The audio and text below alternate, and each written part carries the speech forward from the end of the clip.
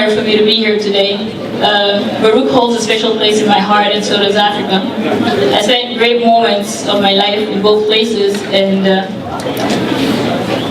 just learning, being inspired, and growing. So for me to be able to be here addressing you, mostly the student population of Baruch, it's a great honor. It's just like hitting the jackpot. So I'll keep this short today and go straight to the point, sharing with you 3 pieces of advice that I believe are important, especially for us African here at Baruch. The first one is set your priorities from the very beginning, and while doing so, don't be short-sighted. Baruch is a commuter school, and most of us here are involved in many more things or activities than just school, whether that be 1 or even 2 jobs. Organizations here at Baruch, organizations off campus, family here, family in Africa, friends, partners, and so on.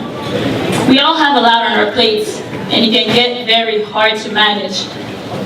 And as good of multitaskers as we are, we can get to a point where we have to make a choice. And we have to choose to allocate more time to one activity than to the other. But when it gets to that point, which usually happens sooner than we think, our preset priorities will be the tiebreaker. So we better have those there, well thought of, and very clear. So now when setting those priorities, you must keep in mind a long-term vision. I know this is easier said than done, because we leave our countries, leaving behind family and friends, full of hope, and as soon as we get here, we want to take charge and take care of them. And for some of us, this is not even a choice. We must do it. But we still have to keep our long-term future in mind.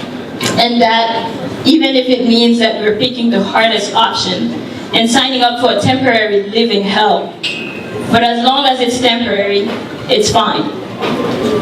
The way I think about it is, it's better to sacrifice the next 4 or 5 years for better 50 to 60 plus years that follows that, than to settle today and keep settling for the rest of our lives. So prioritize, and prioritize what can represent the key to success. And for most of us, that's school. But for others, it's something else.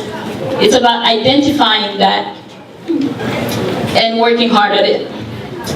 Second, know where you stand, and everything else becomes extras. This is a quote that I got from a piece that my sister designed as part of her Progressive Woman t-shirt line. And I love this quote because it's actually one of the principles I live by, and one I think worth sharing with you. And I have 2 interpretations of this line. The first one is, know who you are and what works for you. And I will use a personal Baruch anecdote to explain my point. So when I was a sophomore and had to take my first accounting class, I remember people telling me how this class was hard, and you were lucky enough if you had a B as a good student. I mean, I was very worried, and once again was trying to make sure that I get into the best class and perform well. So a couple of friends recommended a professor that they said was good, because he only had 2 exams, they were open book, and you had no homework, and so on.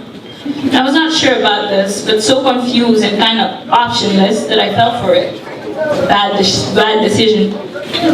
This was an early morning Saturday class, and I'm a night owl and a traveler. Lucky enough is I'm in the city on weekends, and no chance for me to be awake before 10 a.m. on a Saturday morning.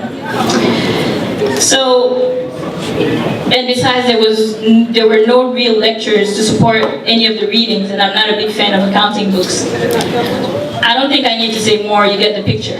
So after attending, or should I say sleeping, through the first class, I worked my way out of that class and was lucky enough to get into another one where I did just fine.